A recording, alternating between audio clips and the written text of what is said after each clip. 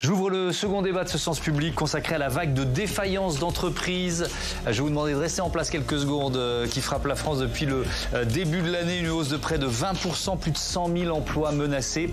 Avant d'expliquer les causes, avant de chercher éventuellement des remèdes, reportage.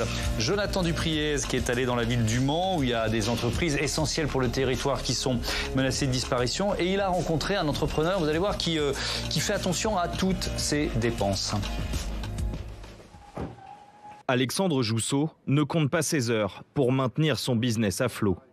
Ce patron d'une PME sartoise de 70 salariés possède 4 magasins de produits frais à prix cassé. En fait, en moyenne, on vend 25 à 50% moins cher que les grandes surfaces. Ce produit-là, à l'époque, elle est détruit. Aujourd'hui, on lui donne une dernière chance pour être vendu. Des magasins qu'il gère au cordeau pour éviter de partir à la faute. Étal, mobilier et frigo de seconde main pour faire des économies. Alexandre fait aussi la chasse au gaspillage d'énergie. L'exemple type, la chambre est pleine, on a reçu beaucoup de marchandises. Mais si ce soir, du coup, on a bien vidé, on va rassembler dans celle d'à côté pour pouvoir l'éteindre, pour pouvoir faire une économie. La survie de nos entreprises en France, c'est de faire attention à toutes les lignes. Cette vigilance permet à ce patron d'éviter d'être dans le rouge. Mais autour de lui, des PME font faillite en cascade. Trop de charges, trop de normes selon lui. Même pour sa boîte, l'avenir est incertain. Aujourd'hui, tout le monde est morose. En fait, personne ne voit le bout du tunnel en se disant nos entreprises vont repartir, on va pouvoir embaucher. En fait, on a soit un problème économique, soit on a autour de nous des entreprises qui sont en grosse difficulté. Moi, je travaille avec des gens qui soit sont en redressement ou sont en liquidation. Si Alexandre s'en sort, ce n'est pas le cas de dizaines d'entreprises du département qui n'ont pu se relever d'une conjoncture très dégradée. Les PGE qui sont remboursés aujourd'hui, la hausse de l'énergie, l'inflation, donc forcément hausse des salaires par rapport au SMIC, le coût du travail forcément qui aujourd'hui est pas sans conséquence. Donc c'est une accumulation effectivement de choses. Les TPE, les PME, c'est aussi 99% des entreprises en France et c'est presque 50% de l'emploi en France. D'où l'importance effectivement de les défendre. C'est crucial de préserver tout cet emploi local aujourd'hui. Préserver l'emploi local, le tribunal de commerce de la Sarthe tente comme il peut d'aider les entreprises en difficulté à se relever, soit en les accompagnant en amont ou en les plaçant en redressement, mais l'hémorragie paraît difficile à arrêter. Sur les 10 premiers mois en Sarthe, on a plus de 900 salariés impactés par les redressements ou les liquidations. L'année dernière, à la même époque, on était à 450 salariés. Donc non seulement on voit qu'il y a hélas plus d'entreprises qui sont menacées, qui sont en difficulté, mais en plus, on s'aperçoit que ce sont des entreprises plus importantes. Dans la Sarthe, comme partout dans l'Hexagone, les défaillances d'entreprises atteignent des chiffres records. 66 000 ont été enregistrés ces 12 derniers mois en France, soit 24% de hausse par rapport à 2019. 250 000 emplois pourraient être menacés sur le territoire. Les petites entreprises françaises sont-elles aussi malades que ces chiffres le laissent croire? Comment les aider? On en débat avec Christine Kerdelan, bonsoir. Bonsoir. Bienvenue, vous êtes journaliste économique et essayiste. Nadine Levrato, bonsoir et bienvenue. Bonsoir. Vous êtes économiste, directrice de recherche au CNRS, directrice du laboratoire économique à l'université de Paris-Ouest Nanterre-La Défense. Éric Delannoy, bonsoir. Bonsoir. Bienvenue, vous êtes économiste et président fondateur de Tenzing Conseil. Combien de salariés aujourd'hui? 65. 65 salariés. Mathieu Croissant, éditorialiste politique, est évidemment resté à mes côtés. On reviendra sur les chiffres, mais peut-être, Christine Kerdelan, le point commun entre ces entreprises qui sont en défaillance, en difficulté, leur endettement, est-ce que c'est aussi simple que ça? Oui, parce qu'on s'attendait un peu à une remontée du nombre de défaillances 2 ou 3 ans après la crise Covid, parce qu'on a octroyé pendant cette crise 140 milliards d'aides qui ont été de l'endettement, de prêts garantis par l'État. Donc ce sont les banques qui ont octroyé ces prêts qui étaient garantis par l'État. Mais sans prendre de risque, puisque l'État garantissait à plus de 90%. Et donc, en faisant cela, on a créé un processus de zombification un peu des entreprises. C'est le terme qui est employé. Voilà, oui. C'est le terme qui est employé. C'est-à-dire qu'il y a beaucoup d'entreprises qui auraient dû déposer le bilan, être défaillantes en 2020 et en 2021. Et elles ne l'ont pas été parce qu'on a distribué très massivement ces prêts sans trop regarder qui était viable ou pas et en donnant à tous ceux qui en avaient besoin. Résultat, il y a eu beaucoup moins de défaillances en 2020 et en 2021. Je crois 30 000 en moyenne ces 2 années-là. Alors que d'habitude, on était plutôt à 50 000 avant le Covid. Et donc, il y a une espèce d'effet de rattrapage aujourd'hui, parce qu'il y a beaucoup d'entreprises, je ne sais pas, les restaurants par exemple, ils ne peuvent pas rattraper l'activité qui a été perdue en 2020 ou en 2021. Et puis beaucoup de restaurants ont une marge qui est vraiment... Voilà, ils ont une marge très faible, ils se retrouvent avec un endettement plus important et pas d'activité plus importante. Effectivement. On va faire un peu de pédagogie, si vous voulez bien, Nadine Norato. Quand on parle d'une défaillance d'entreprise, que se passe-t-il? Est-ce qu'elle peut encore être sauvée, ses salariés avec? Il y a des procédures qui peuvent se mettre en place? Alors, il y a différentes définitions de la défaillance. Celle qui est le plus classiquement retenue, c'est l'entrée dans une procédure judiciaire. Donc, l'entreprise dépose le bilan officiellement et on passe par la case tribunal de commerce qui va décider soit d'un redressement judiciaire s'il y a des éléments de l'actif à sauver, soit d'une liquidation judiciaire si il n'y a plus rien à l'actif. Donc ces entreprises sont déjà en tension puisque le passif exigible, c'est-à-dire ce qu'elles doivent rembourser, est supérieur à l'actif disponible. Après, il y a toute une série d'entreprises qui ne sont pas encore entrées au tribunal de commerce, si vous voulez, mais qui peuvent être en mauvaise santé financière. Donc celles-ci peuvent être en sauvegarde, en procédure amiable ou tout simplement dans des services contentieux. Mais est-ce que ça veut dire, on parle de le chiffre qu'on donne, c'est 66 000 défaillances sur un an, elles vont pas toutes fermer? Vous voyez, pardon de poser des questions un peu basiques, mais il y a encore une possibilité de les sauver? Ce n'est pas basique du tout. Alors une partie d'entre elles, non. C'est même les 3/4, mais quand on regarde sur la longue période, ce taux est à peu près stable dans le temps. On a toujours des entreprises qui arrivent exsangues devant les juges de commerce pour diverses raisons dont on pourra éventuellement rediscuter. Donc 25% d'entre elles, en général les plus grosses aussi, vont être en redressement. Soit donc il y aura des repreneurs qui se manifesteront, soit des cessions partielles d'actifs, soit une reprise par les salariés pour essayer de sauver l'activité.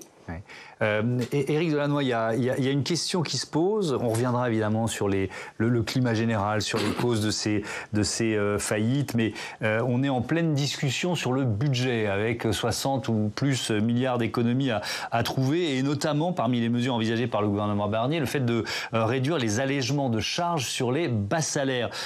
Là encore, je vais peut-être, l'impression immédiate qu'on a, c'est que ça risque de faire augmenter cette vague de faillite. Est-ce que c'est aussi simple que ça?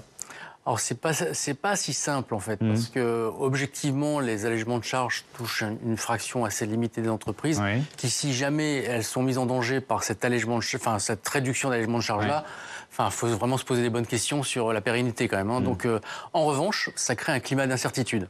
Le climat d'incertitude que cela génère fait que à partir du moment où une entreprise elle fonctionne sur du long terme, recruter c'est recruter sur le long terme, investir c'est investir sur le long terme, se positionner sur un marché c'est se positionner sur le long terme. Elle ne peut pas faire en sorte de se positionner sur tous ces sujets-là s'il y a des incertitudes au niveau fiscal et au niveau du soutien de ceux qui font la loi. Et à ce titre-là, on génère un attentisme. Un attentisme de voir, est-ce qu'on va sortir du tunnel? Est-ce qu'on va avoir des députés qui vont réussir finalement à savoir compter? Est-ce qu'on va... franchement, des gens qui viennent soutenir l'activité. Cette parenthèse, on l'avait eue pendant 5 ans, entre 2017 et 2022. Et bizarrement, et j'enlève la période de Covid, on a eu immédiatement une chute des entreprises. Les défaillances d'entreprises ont baissé de 10% à peu près à partir de 2016. Alors forcément, il y a des inerties qui se créent, mais quand on a un climat pro-business, notamment avec une stabilité fiscale, on a finalement des investissements qui font et donc des aspects systémiques qui réduisent les défaillances. On y reviendra sur le bilan d'Emmanuel Macron et sa relation avec les entreprises en France, mais je reste sur cette question du budget. Parmi les amendements qui sont votés par l'Assemblée nationale, qui ont particulièrement alourdit la facture pour les entreprises. Certains réagissent, notamment l'ancien ministre de l'Industrie, Roland Lescure. Alors lui nous dit, attention, ce qui est en train d'être voté à l'Assemblée, ce serait tout simplement confiscatoire. Écoutons. Une de mes grandes fiertés du premier mandat, c'est qu'on a ramené l'impôt sur les sociétés à la moyenne européenne. On était à 33, on est passé à 25. Avec ce qui a été voté à l'Assemblée nationale, on passe à 40, voire même à 55% pour les très grandes entreprises. Mais c'était même le projet du gouvernement de Michel Barnier de l'augmenter un peu. De l'augmenter un peu. Et moi, j'ai regretté d'ailleurs qu'on aille au-delà des 33, qui étaient ceux qui prévalaient en 2017. Et ça fait partie des débats qu'on a eus avec le gouvernement, pour lesquels on sera peut-être entendu dans la copie finale, comme on dit. Mais 40% ou 55%, c'est quasiment confiscatoire. Roland Lescure, qui était hier l'invité du grand jury RTL, Le Figaro, Public Sénat. Ces hausses d'impôts, Christine Cardellan, faut encore qu'elle... elles sont pas passées. Il y a le Sénat, il y a un éventuel 49.3. Bref, on n'y est pas. Si on essaie de se projeter sur les effets sur l'emploi, parce qu'évidemment c'est le corollaire de notre discussion des faillites d'entreprises, c'est des emplois qui disparaissent. Qu'est-ce qu'on peut en dire et en craindre? Alors, on a créé beaucoup d'emplois justement avant le Covid et même on a continué à en créer même depuis le Covid parce que l'ambiance un peu de le moral des chefs d'entreprise, le moral des affaires, l'ambiance des affaires s'était nettement améliorée. Effectivement, comme le disait tout à l'heure mon collègue Eric, oui. Simplement, aujourd'hui, on a complètement inversé la donne. Pas seulement parce que le moral a baissé. Oui, c'est ça, le climat des affaires, c'est l'expression que je cherchais. Le climat des affaires dans l'industrie est tombé à 97, la moyenne étant à 100. Pourquoi ? À la fois parce que la croissance est faible, que la Chine revient en force ou que les taux d'intérêt sont élevés, mais surtout parce qu'il y a une incertitude. On ne sait pas dans les discussions budgétaires ce qui va ressortir et on a l'impression que le climat vis-à-vis des entreprises s'est complètement dégradé et qu'on peut se retrouver comme dans les années, au début des années 2000 et jusqu'à 2014-2015. Quand elles étaient tellement alourdies de charges et d'exigences que les faillites étaient légion. Alors on va revenir sur ces chiffres, peut-être rentrer un peu plus dans le détail sur les secteurs les plus touchés par ces défaillances d'entreprise. Et pour ça, je vous propose d'accueillir Steve Jourdain qui doit être juste derrière. Le rideau s'ouvre, ça tombe bien. Rebonsoir Steve. On s'intéresse donc au nombre de ces faillites d'entreprise et on commence par un record. Oui, un record. Le niveau record des 66 000 défaillances sur les 12 derniers mois a été franchi. C'est une augmentation de 24% par rapport à 2019, année pré-Covid, au troisième trimestre 2024. Entre juillet et septembre, on comptabilise plus de 13 000 faillites. C'est une hausse de 20% par rapport à l'année dernière. La plupart de ces défaillances sont des liquidations judiciaires et des redressements judiciaires. La procédure de sauvegarde qui permet, comme son nom l'indique, de préserver les emplois a quant à elle été beaucoup moins utilisée. Conséquence très concrète, Thomas, ce sont 52 000 emplois qui se retrouvent menacés par ces défaillances, 13 000 de plus qu'elle était 2023. Ce qui inquiète les experts, c'est que ce sont plus seulement les petites structures qui sont aujourd'hui fragilisées, mais bien aussi des PME de plus de 50 salariés. Et quels sont les secteurs les plus touchés, les secteurs concernés? Tous les secteurs. Prenons par exemple le secteur des start-up. Leur faillite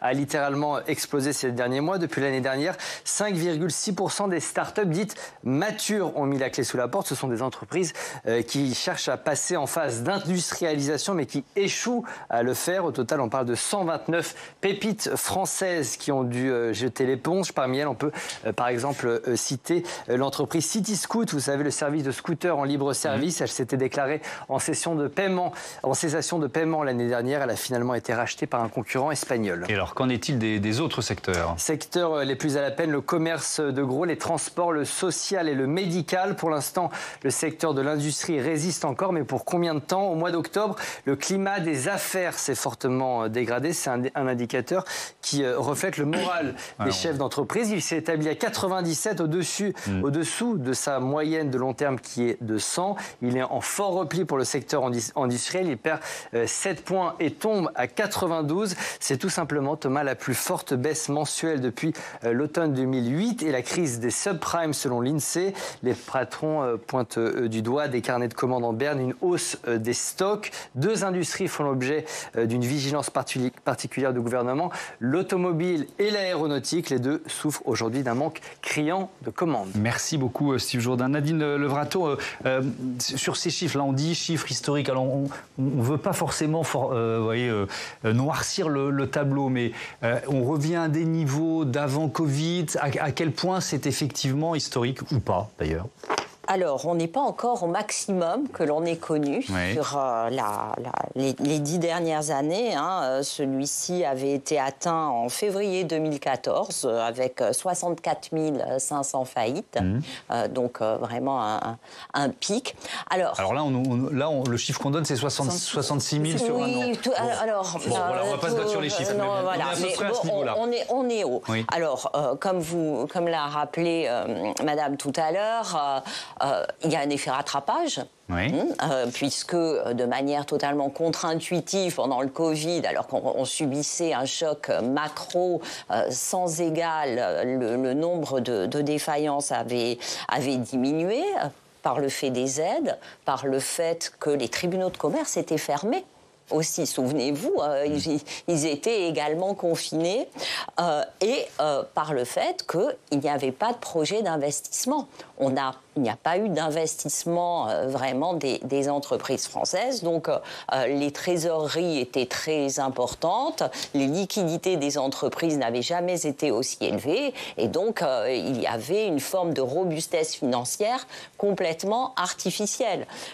Encore plus artificielle que d'habitude, puisque la politique de l'offre, disons, qui est mise en place depuis de nombreuses années, fait qu'on allège les coûts de production des entreprises. Donc c'est très bien pour augmenter les marges, mais on laisse persister sur le marché des entreprises qui finalement ne sont pas les plus dynamiques puisque leur rentabilité ou leur compétitivité est le fait de ristournes ou d'aides accordées par l'État. Ça veut dire qu'il faudrait cibler ces aides, pardon de vous interrompre, ça veut dire qu'il faudrait les cibler ces aides? Alors, c'est la recommandation de plusieurs organismes, dont la Cour des comptes, qui recommande depuis plusieurs années un ciblage notamment du crédit impôt recherche, les exonérations de cotisations sociales qui, alors là, permettez-moi de corriger, touchent quasiment toutes les entreprises, puisque leur périmètre d'application a énormément augmenté par rapport à leur création en 1993. Là, on est ce ne sont plus seulement les bas salaires, on est à 3 SMIC quand même, ce qui n'est pas un bas salaire,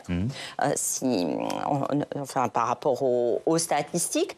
Donc, tout ceci explique que la compétitivité qui normalement garantit la robustesse financière des entreprises n'est pas acquise par l'innovation, par la conquête de nouveaux marchés. Elle est un peu faussée ou biaisée. Voilà, elle est perfusée. Alors, par la qualité, prenez l'exemple de l'industrie automobile française, qui n'a jamais réussi à monter en gamme, qui n'a jamais réussi à jouer les prix, qui a passé à côté de tous les virages technologiques, la voiture électrique, tout. C'est quand même un syndrome français. Ouais. Alors, est-ce que notre constat est noirci, Éric Delannoy? C'est-à-dire qu'on parlait du climat des affaires, ce qui est toujours intéressant, parce que ces chiffres, ils existent, on ne va pas les mettre sous le tapis et faire comme si ça n'existait pas, ces 66 000 défaillances en un an. Maintenant, est-ce qu'en organisant des débats comme celui-là, on n'alimente pas ce climat défaitiste? Vous voyez ce que je veux dire?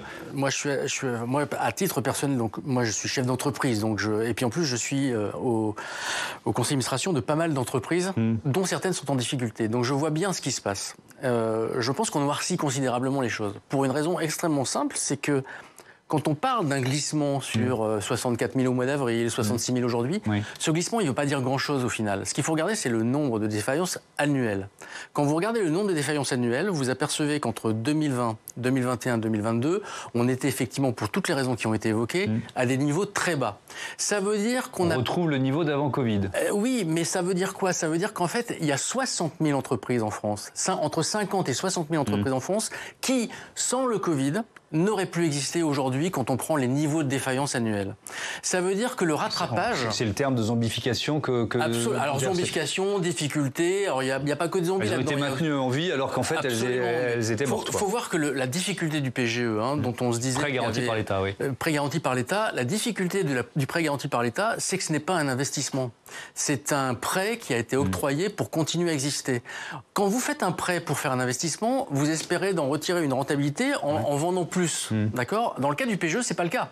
Vous vous êtes retrouvé à devoir le rembourser alors que votre activité, elle a ensuite été pénalisée par une inflation, etc. Donc forcément, ça a mis en difficulté des entreprises qui étaient entre guillemets fragiles. Mais ce que je veux dire par là, c'est que avant qu'on éponge cette espèce de ces 50 000 entreprises qui devraient ne plus exister, ou en tout cas qui ont été sauvées par cette période de Covid, il va en falloir quand même des pics à 60, 70 000, 80 000.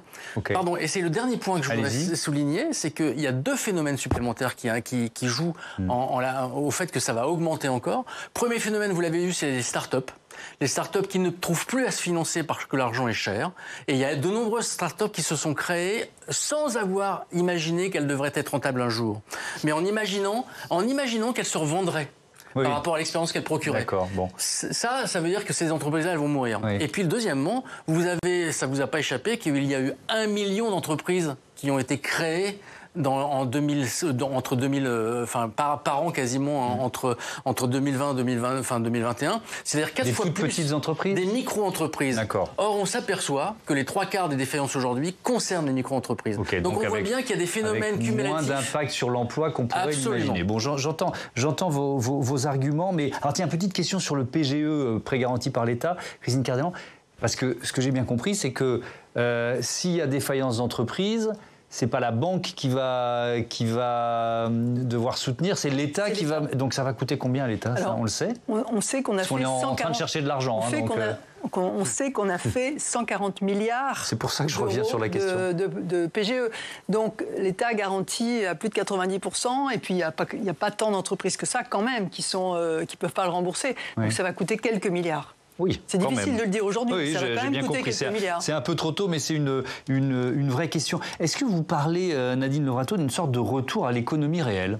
C'est-à-dire que pendant des années, on a vécu quoi qu'il en coûte, etc., etc. On a gardé ça pendant peut-être quelques mois ou années de trop.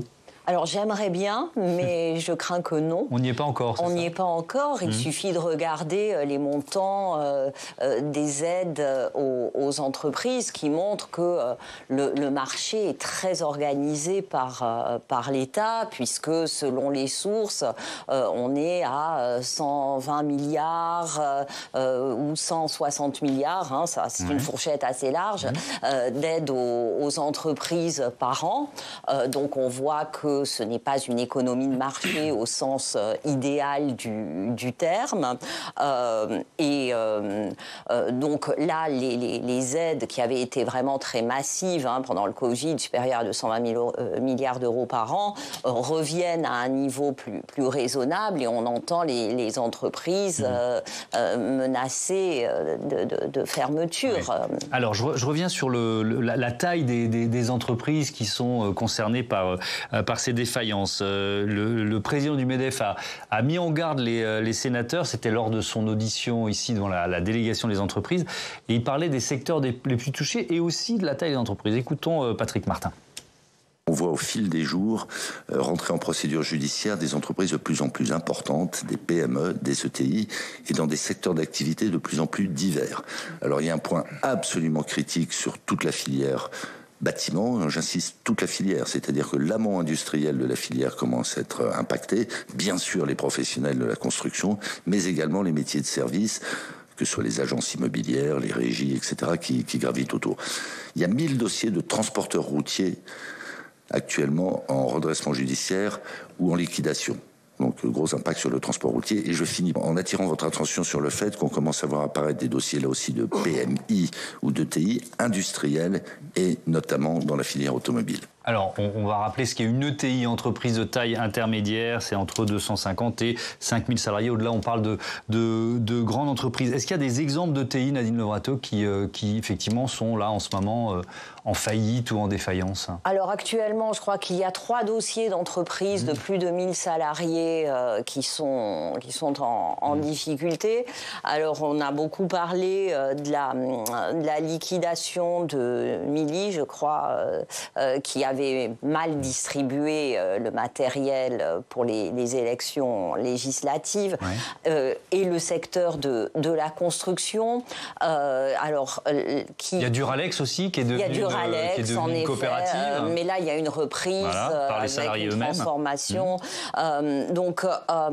Je crois que le nombre moyen d'emplois menacés par dossier de défaillance est actuellement inférieur à 5. Donc on voit bien que ce sont les petites structures, comme vous le disiez tout à l'heure, qui sont les plus exposées. La taille continue de protéger de la défaillance pour toute une série de raisons. D'abord parce que la plupart de ces entreprises font partie de groupes qui peuvent contribuer à aider l'entreprise par des prêts intra-groupes, par exemple. Et en plus, le tribunal ne laisse pas mourir des entreprises de taille très importante pour des raisons qui tiennent à la vitalité des territoires. Quand Patrick Martin parle de TI, donc d'entreprises de taille intermédiaire, industrielle, notamment la filière automobile, est-ce qu'il noircit un peu le tableau, d'après vous, Christine Cardellan? Je pense qu'il ne noircit pas du tout le tableau. Dans la chimie, il y a aussi de très grosses entreprises qui sont en train d'aller mal. Mais par rapport à ce que j'entendais, je voudrais quand même presque m'inscrire en contre, parce que dans toute l'Europe, en Allemagne et dans tous les autres pays, on a distribué l'équivalent de PGE pendant la période Covid. Alors, certains ont coupé le robinet plus tôt, nous plus tard, et c'est aussi pour ça que le quoi qu'il en coûte nous coûte cher aujourd'hui. Mais ce que je veux dire, c'est que les aides aux entreprises, la France n'est pas la seule à les donner. Ce qui s'est passé aux États-Unis avec l'IRA, c'est-à-dire Inflation Reduction Act, qui en fait n'a rien à voir avec l'inflation, mais qui est le fait d'aider par des crédits d'impôt des entreprises qui, disons, font un effort par rapport à l'environnement, les entreprises secteur voitures électriques ou des choses comme ça. Bon, ce sont des subventions, là aussi, énormes, dont on n'a pas forcément l'équivalent en Europe, surtout au moment où l'énergie est 3 à 4 fois moins chère aux États-Unis par rapport à l'Europe. Donc en ce moment, il y a plein de grands projets qui devaient avoir lieu en Europe et qui n'auront pas lieu parce que l'énergie coûte trop cher en Europe, en tout cas beaucoup plus cher qu'aux États-Unis. Donc moi, je ne suis pas d'accord avec le fait de dire en France, on distribue trop d'aides. Non, les entreprises françaises ne sont pas forcément plus aidées qu'en Allemagne, par exemple. Nadine Levrateau. La différence avec les États-Unis, c'est qu'ils distribuent beaucoup d'aides avec des demandes de contrepartie, dont la relocalisation de l'activité sur le territoire américain. Et on l'a vu, justement, cette politique de retour des entreprises américaines sur le territoire américain. On n'a pas du tout cette condition en France, puisque... Prenons l'exemple dernier en date. Alors, ce n'est pas une faillite, mais Sanofi a besoin de cash, donc vend Opella. Mais sa filiale qui vend notamment de l'Oliprane. Sanofi a bénéficié et continue de bénéficier de sommes très importante de la part de l'État sous forme de crédit impôt recherche, exonération de cotisations sociales, mais sans qu'il y ait d'exigence de réinvestissement sur le territoire français. C'est là qu'il y a une différence entre les Européens et les Américains, sans parler de la Chine. Qui, évidemment, n'aide pas ces entreprises pour qu'elles soient ensuite cédées à des fonds d'investissement étrangers. Allez, votre avis là-dessus, juste après on parle de la politique d'Emmanuel Macron, sur finalement le fait d'accorder des aides, des subventions, de les conditionner. Est-ce que finalement on a un spectre trop large, pas assez ciblé? C'est un chantier énorme. Évidemment qu'il va falloir beaucoup plus conditionner les aides, notamment par rapport aux enjeux écologiques. Donc ça, mais simplement, personne ne veut s'y atteler parce qu'on n'est pas sur une perspective de court terme telle qu'on la vit aujourd'hui. Et donc, là, il faut trouver 60 milliards en urgence avec 15 jours pour boucler le budget. C'est très compliqué. Ce qui se passe, c'est qu'aujourd'hui, parmi les entreprises qui chutent, on n'a pas cité Faurecia dans le secteur automobile, qui a fermé 3 usines quand même. La problématique de la sous-traitance est très importante. Aujourd'hui, vous avez des entreprises qui ont une capacité, ce qu'on appelle un pouvoir de marché, donc qui ont la capacité de répercuter sur leur prix leurs coûts. Et donc ça, c'est plutôt les grandes entreprises. Et ils refusent, pour maîtriser leurs propres coûts, à leurs sous-traitants de pouvoir faire la même chose. Et donc vous vous retrouvez avec des sous-traitants qui, eux, ne peuvent pas augmenter les prix parce que leur donneur d'ordre leur refuse, mais qui subissent les mêmes coûts, la hausse de l'énergie, la hausse de la main-d'œuvre, etc. Et donc les compressions de marge se font, et c'est la raison pour laquelle vous avez des PME qui ont aujourd'hui une dynamique de défaillance 2 fois supérieure à la moyenne que les autres entreprises. Mais c'est absurde de la part des grandes entreprises, parce qu'il y a un moment où quand elles auront perdu leurs sous-traitants, elles vont faire comment pour répondre à la demande et aux consommateurs? Le moins 10 ans, et on voit bien que Stellantis aujourd'hui fait 18 milliards de bénéfices et que une partie de ses sous-traitants mettent la clé sous la porte. Enfin, je veux dire, c'est un fait. Et comme il y a un tissu industriel européen qui persiste et qui existe, on a la capacité de faire des choix. Alors, ces défaillances d'entreprise, est-ce qu'elles marquent les limites de la politique de l'offre voulue par Emmanuel Macron? Je vais donner la parole à Mathieu tout de suite, mais d'abord, on écoute le président de la République. C'était lors de l'exposition du Fabriqué en France qui avait lieu à l'Élysée. Alors, c'est intéressant, c'est presque dans le ton plus que dans les mots, mais il s'agace vraiment des hausses d'impôts et du coût du travail souhaitées par le gouvernement Barnier. Écoutez. D'abord, il y a une bataille de cohérence et une bataille macroéconomique. Et je le dis dans un moment où j'entends là tous les débats, quand je suis comme vous, j'essaie de lire la presse, d'allumer la télévision. Tout ça, c'est pas possible si on monte les impôts, on monte le coût du travail et qu'on pense qu'on règle les problèmes de déficit public en revenant totalement sur une cohérence d'une politique macroéconomique. Mathieu, le président de la République est souvent qualifié ou caricaturé en ami des patrons, c'est vrai ? C'est une étiquette qui lui colle à la peau, juste à côté de celle de président des riches. Normal, vous me direz, c'est souvent les mêmes, pour ceux qui les dénoncent, que ce soit à gauche notamment, et même parfois quand même au Rassemblement national. Alors c'est pas tout à fait immérité au regard de la politique économique qui a été menée depuis son accession à l'Élysée. Parce qu'il est résolument pro-business, comme il le disait, le président. Il a multiplié les gestes à l'égard des chefs d'entreprise, avec une politique qui a d'ailleurs été maintenue tout au long de son premier quinquennat et de ses 2 années où il avait la main sur le volant. C'est devenu un dogme, un totem, un tabou même inaliénable pour certains macronistes. Ça consistait en quoi ? Baisse de la fiscalité, on l'a vu, que ce soit sur le patrimoine, que ce soit sur les revenus, sur les entreprises, baisse de l'impôt sur les sociétés, baisse des impôts de production, assouplissement du droit du travail, vous vous souvenez, dès le début du premier quinquennat, des réformes structurelles que réclamait le MEDEF à corps et à cri depuis longtemps, sur la SNCF, sur les retraites, un discours très volontariste sur les start-up. Vous vous souvenez, la Start-up Nation, on en parlait tout à l'heure. Alors, l'objectif de cette politique, c'était pas de faire plaisir aux patrons parce que c'est les patrons.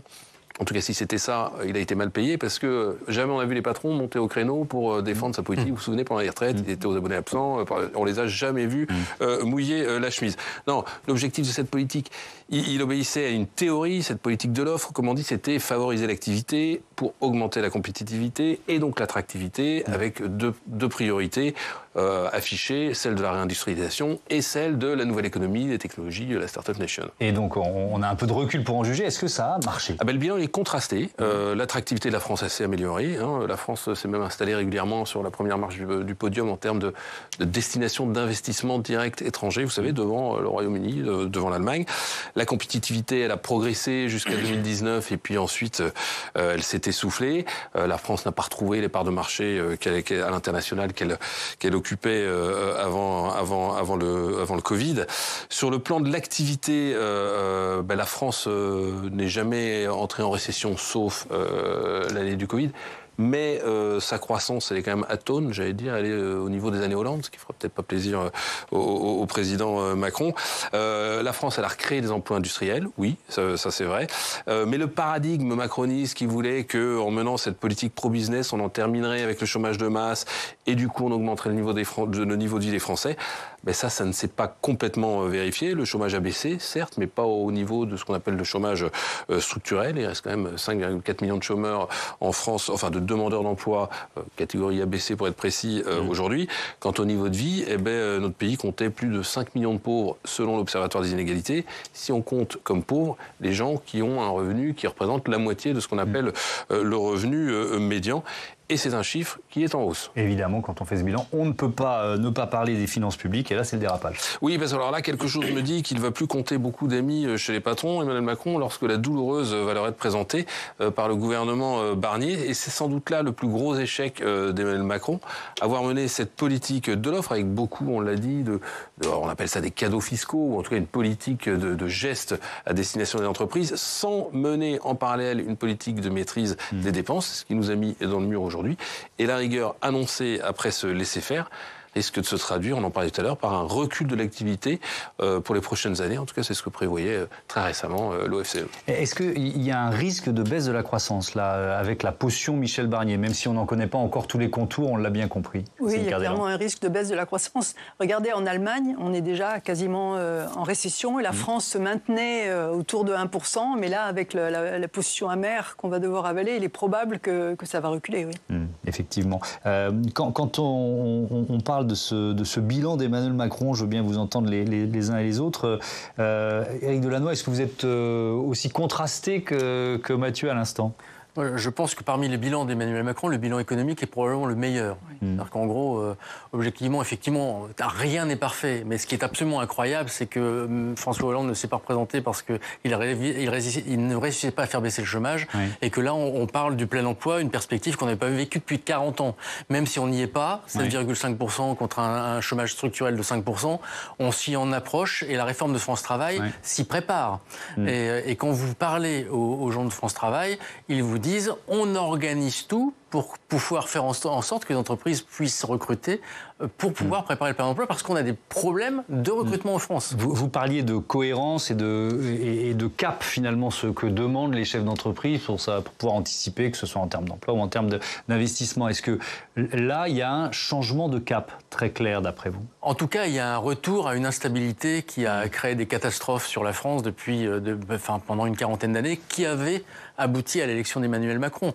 Faut reconnaître, et moi je ne parlerai que du premier quinquennat. Le deuxième quinquennat est un peu spécial parce qu'il n'a pas eu les moyens de sa politique, en fait. Mais le premier quinquennat, c'est un cap très clair dans lequel il y avait effectivement une baisse de la fiscalité. En tout cas, il y avait la volonté d'une stabilité fiscale à la baisse. Et donc forcément, effectivement, une ambiance pro-business. D'ailleurs, le MEDEF n'avait pas grand-chose à faire à cette époque-là, puisque finalement, ils obtenaient à peu près tout.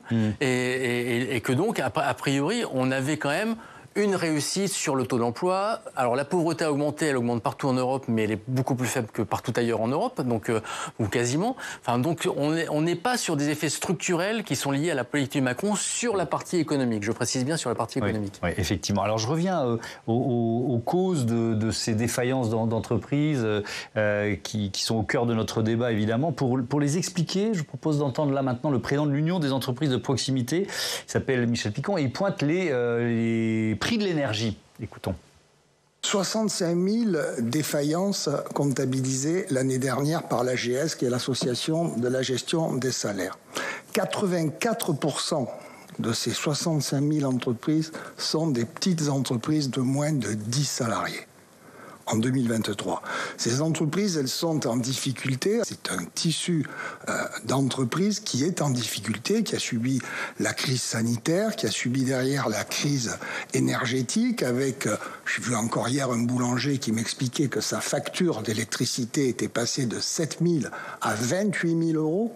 J'ai vu un boucher aussi avec des chambres froides qui m'a expliqué que sa facture avait été multipliée par 5. Une crise des matières premières qui fait que je ne parle pas de la farine ni du cacao, pardon d'être terre à terre, mais c'est ce qui fait le compte d'exploitation d'une petite entreprise. Nadine Lorato, est-ce que cette tension sur les prix de l'énergie, elle est en train de retomber pour les petites entreprises ? Alors, nous aurions été ici il y a 10 ans, nous serions au Japon.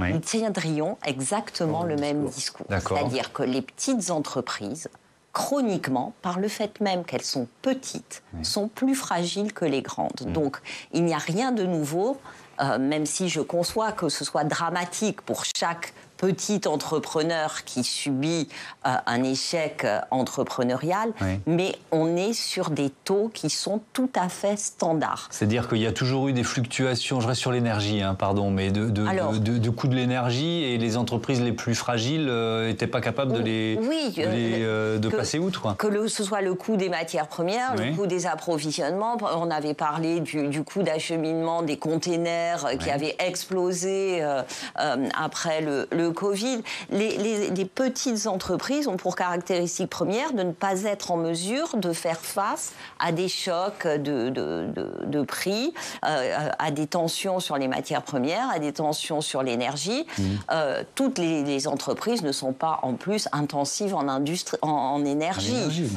Donc, bien sûr, certains secteurs ont subi plus violemment. Le cas de la boulangerie avait été très commenté avant la mise en place du bouclier tarifaire, dont plusieurs entreprises ont d'ailleurs bénéficié. Les prix de l'énergie, d'après ce que j'en sais, sont plutôt orientés à la stabilisation, voire à la baisse pour les prochains mois. Donc il y aura d'autres raisons, malheureusement. Je crains que on ne... Mais ce que j'entends, alors pardon, je ne veux pas surinterpréter vos propos, mais ça veut dire quoi? Ça veut dire qu'il faut qu'on arrête d'avoir ce réflexe de toujours se tourner vers l'État quand il y a un choc économique? Alors, pas forcément. Mais le réflexe ne peut pas être que demandé juste pour passer le trou d'air, si vous voulez. Il faut qu'il y ait un projet économique derrière et essayer de guider les entreprises, peut-être en conditionnant justement les aides, vers une transformation de leur modèle d'affaires, puisque c'est ça qui les rendra plus robustes et pas le fait de les soutenir. Mais c'est pas le rôle des banques, ça ? D'évaluer la force ou la solidité d'une petite entreprise pour l'aider à passer le cap. Non mais, Mathieu, laissez-moi poser une question volontairement naïve.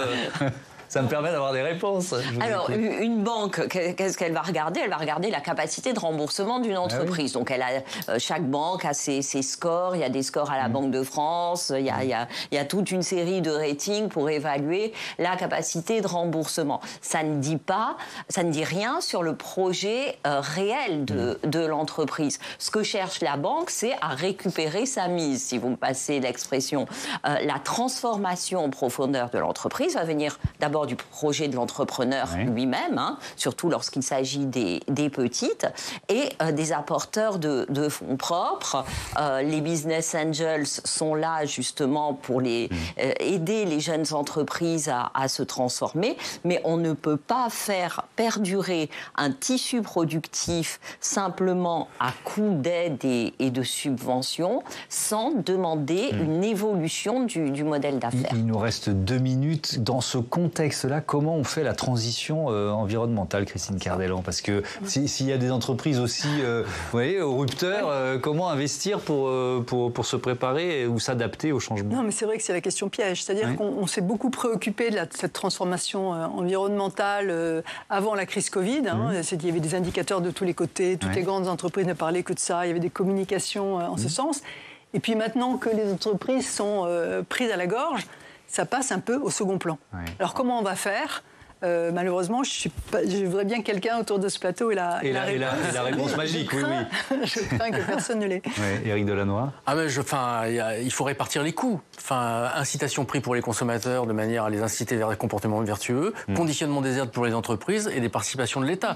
Donc c'est une combinaison de ces 3 phénomènes-là qu'il faut mettre en place. Ça peut passer par les politiques d'achat, par exemple. Oui, mais acheter du fabriqué en France ou du bio ou du raisonné, au moins. Il faut arrêter un réflexe qui consiste à dire, quand il y a des pertes, on socialise les pertes, c'est-à-dire qu'en gros, on va voir l'État. Quand il y a des gains, on se les met dans la poche. Donc à un moment, quand on fait des gains, on rend à la société. Redonner ce qu'on appelle maintenant le dividende sociétal à la société qui prend une partie de la valeur et qui la redonne à la société. C'est possible pour de nombreuses entreprises. Elles ne sont pas toutes prises à la gorge. Simplement, il faut qu'elles aient envie de le faire. Parce que, honnêtement, il y a des filières qui en ont bien profité pendant de nombreuses années, ont distribué de nombreux dividendes et qui, maintenant qu'elles ont des difficultés, se tournent vers l'État pour pouvoir les résoudre. Merci beaucoup, merci à tous et à toutes d'avoir participé à ce débat. Je vous dis à bientôt sur Public Sénat. Nos débats d'ailleurs, ils sont disponibles sur publicsénat.fr, vous pouvez les voir ou les revoir et également écoutables, ils sont en podcast sur toutes les plateformes d'écoute. Je vous dis à demain, 18h, 22h et notez que l'invité de la matinale sera Aurore Lalucq, députée européenne. Place publique, belle soirée.